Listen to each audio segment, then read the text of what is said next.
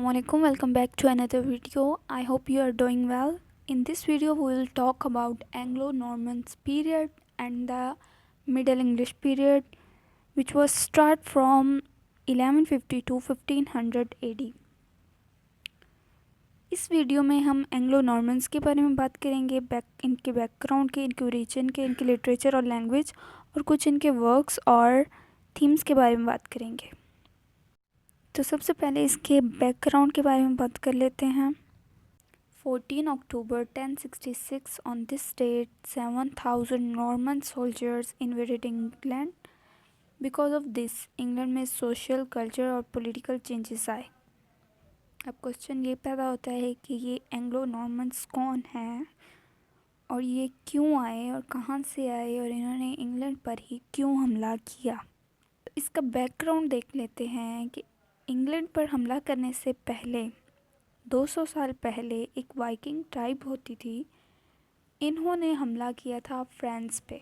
इन्होंने फ्रांस के northern part पर कब्ज़ा कर लिया। वहाँ पर जो फ्रांस है उनका एक किंग था इम्पीरियर चार्ल्स। उसने इनसे कहा कि हम लड़ाई नहीं चाहते, अगर आपको रहने के लिए यहाँ पे लैंड्स चाहिए तो मैं आपको लैंड दे दूँगा, लेकिन यहाँ पे कोई भी बैटल नहीं होगी।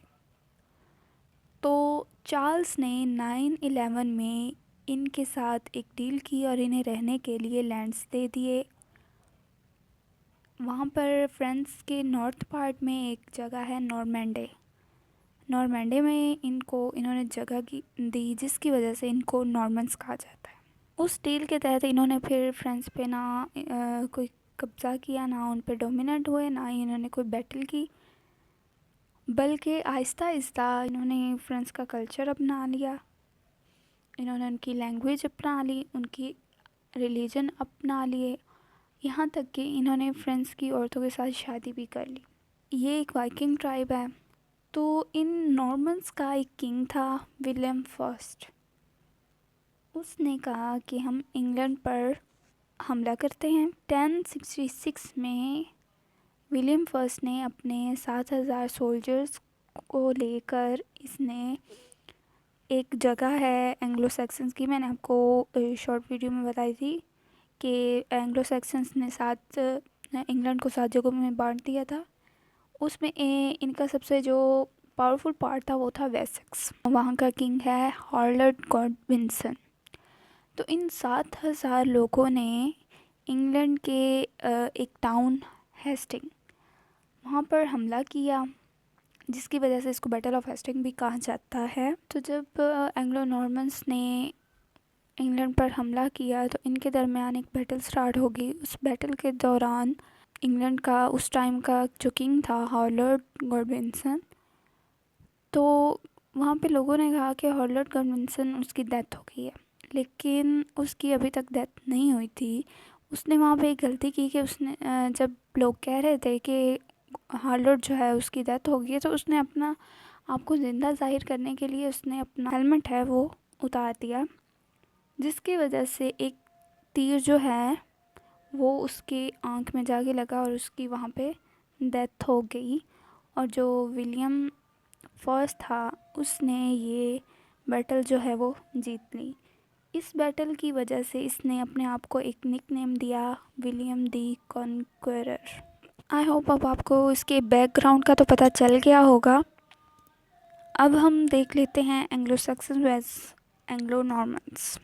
Anglo-Saxons are Germanic tribes who migrated to Britain from continental Europe in 5th century after the Roman withdrawal. Anglo-Saxon पर मैंने एक वीडियो बनाई है कि किस तरह Anglo-Saxons आए और किस तरह जो ये रोमन्स हैं इन्होंने विड्रॉ किया। अब बात कर लेते हैं इनके इम्पैक्ट की कि Anglo-Saxons के आने से इंग्लैंड पर क्या इम्पैक्ट किया। फर्स्ट है establishing kingdoms in England. Secondly, developed Old English language. Thirdly, produce a rich body of literature. इनके कुछ वर्क्स हैं like Beowulf, Deor, extra, and they shape English culture and identity.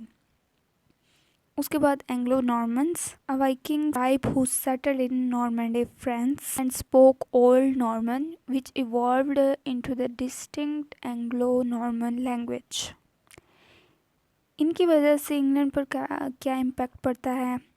Firstly introduce feudalism, इन्होंने England में feudalism को introduce करवाया। Brought significant changes to English law, administration and architectures. Next introduce French language and culture to the English elite. Lastly, significantly influenced the development of English language.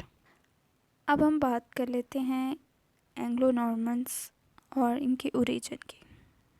जिस तरह मैंने आपको बताया कि एंग्लो नॉर्मन्स का जो पीरियड है वो मिडल इंग्लिश में शुरू होता है। मिडल इंग्लिश बेसिकली डिवाइड हुई थी 3 पार्ट्स में, before age of Chaucer, age of revival और age of Chaucer.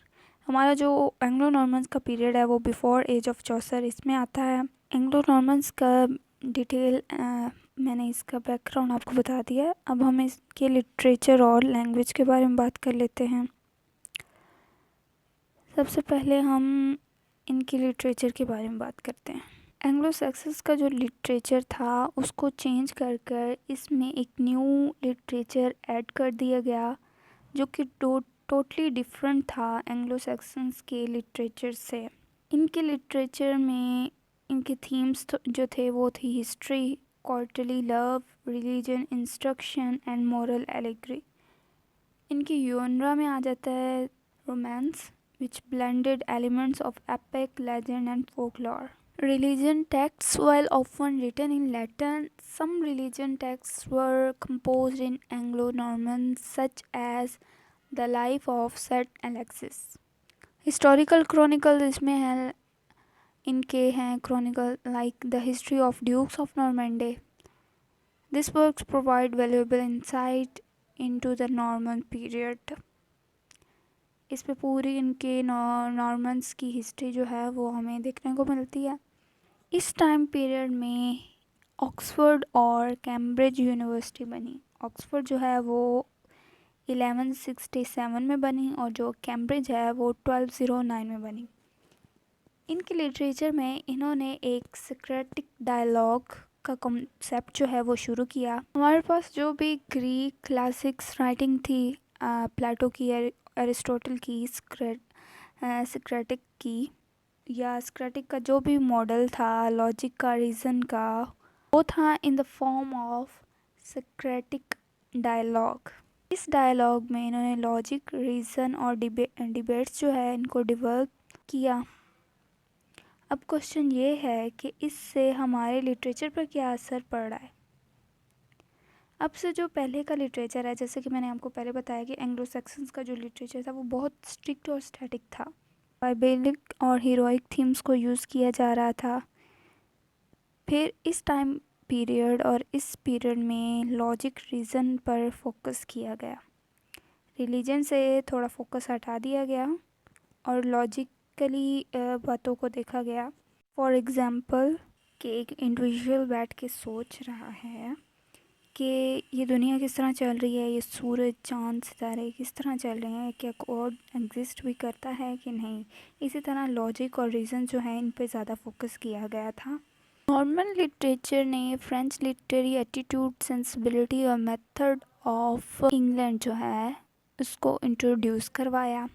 This led to the development of romances and courtly tradition in English. The romances were shorter, cruder and more straightforward than the French originals. बात कर लेते हैं French language के बारे में। Anglo Normans का जब period चल रहा था तब मैंने आपको पहले बताया कि यूनिवर्सिटी ऑफ ऑक्सफोर्ड और कैम्ब्रिज जो है वो बनाई गई थी। तब इनकी जो बुक्स थी वो बहुत ज़्यादा एक्सपेंसिव थी और लोग इसको अफोर्ड नहीं कर सकते थे। और उस वक्त मैन्यूस्क्रिप्ट्स होती थी, पब्लिशिंग नहीं होती थी। 1066 तक ओल्ड इंग्लिश नहीं यूज़ की गई अपने वर्क्स में। 1200 के बाद इंग्लिश लैंग्वेज को यूज़ करना शुरू किया गया था। लेकिन इस बार जो ये जो लैंग्वेज थी वो टोटली चेंज थी। और ये इन बिटवीन लैंग्वेज थी, क्योंकि एंग्लो जो सेक्शंस थे उनकी लैंग्वेज थी द ओल्ड इंग्लिश, और ये जो एंग्लो नॉर्मन्स हैं इनकी लैंग्वेज थी फ्रेंच। तो इसी वजह से ये जो लैंग्वेज जो यूज़ की गई वो थी इन बिटवीन। कुछ वर्क्स ओल्ड इंग्लिश के थे और कुछ, अब जिस टाइम एंग्लो नॉर्मन्स ये इंग्लैंड में आए उस वक्त इनका जो किंग है विलियम फर्स्ट और विलियम द कॉन्करर ने कहा था कि ऑफिशियल और इंग्लैंड के कोई भी बड़े शहर कोई भी हैं उनमें ओल्ड इंग्लिश नहीं बोली जाएगी। यहाँ तक कि रॉयल कोर्ट में भी इंग्लिश लैंग्वेज को रिप्लेस कर दिया नॉर्मन फ्रेंच लैंग्वेज में। अब वहाँ के जो नेटिव थे एंग्लो सेक्सन्स थे उनको तो फ्रेंच लैंग्वेज नहीं आती थी, वो तो ओल्ड इंग्लिश ही बोलते थे।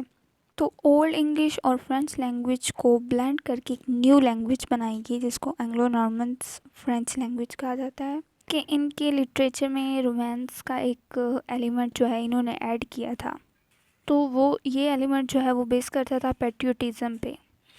फ्रेंच लैंग्वेज यूज़ की गई और इनके जो वर्क्स थे वो पैट्रियोटिक जो है वो भी फ्रेंच लैंग्वेज में ही लिखे गए। अब बात कर लेते हैं इनकी कुछ वर्क्स की और ऑथर के बारे में। इनका एक वर्क है ब्रोट। दो तरह के वर्क हैं, एक लाइमन LAYAMON लाइमन, ये एक प्रीस्ट था, इसने इनका एक वर्क लिखा ब्रूट। ये फर्स्ट वर्क था एंग्लो सेक्सन्स के बाद। After brute so many works emerged in Anglo Norman period. उसके बाद एक इनका वर्क है द ऑर्म्यूलियम ORMULUM। इसमें प्रेस किया गया था किंग्स को और ऑथर्स को और नाइट्स को। उसके बाद जो रोमन दी ब्रूट है वो लिखा वेस ने इन 1155 में, और जो लेमन्स का ब्रूट था वो मिडल इंग्लिश में लिखा गया, और ये एडेप्टेशन थी Roman de Brut that was written around 1200। सबसे पहले जो रोमन दी ब्रूट ये लिखा था वेस ने, उसके बाद दूसरा वर्क आया खाली ब्रूट, और ये किसने लिखा था, लाइमन ने। उसके बाद इनका नेक्स्ट है the owl and the Nightingale. The owl and the Nightingale is an early Middle English poems that is considered an exceptional example of Anglo-Norman literature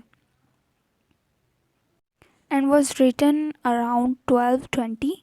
The poem is an allegory that depicts a debate between a nightingale and an owl, symbolizing the contest between youth and age. एक author है Thomas of England, इसको Thomas of Britain भी कहा जाता है।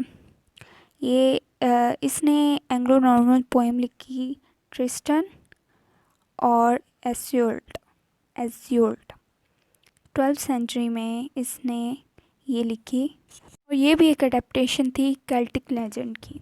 उसके बाद जो जॉन वाइस्लिफ जो है इसने पहली दफ़ा जो बाइबल की ट्रांसलेशन की। वैसे तो इंग्लिश लैंग्वेज में उस वक्त कहा जाता है कि उस वक्त मना था बाइबल की ट्रांसलेशन, लेकिन ये ऑथर जिसने जॉन वेस्लिफ जिसने बाइबल की ट्रांसलेशन की थी। So to conclude, Anglo Norman literature played as crucial role in transmitting French culture and literacy or literary tradition to England, and it had a significant impact on the development of Middle English literature. The decline of Anglo-Normans and the rise of Middle English by the late 12th and early 13th centuries, a gradual shift toward Middle English began. जिस तरह मैंने आपको बताया कि middle English को 3 part में divide कर दिया गया, अब जो है एंग्लो नॉर्मन का पीरियड वो ख़त्म होता है और Middle English the age of Chaucer जो है वो स्टार्ट होती है।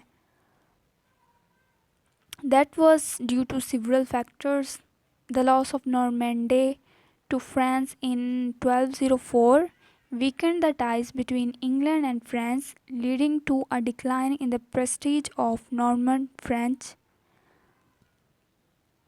A growing sense of national identity.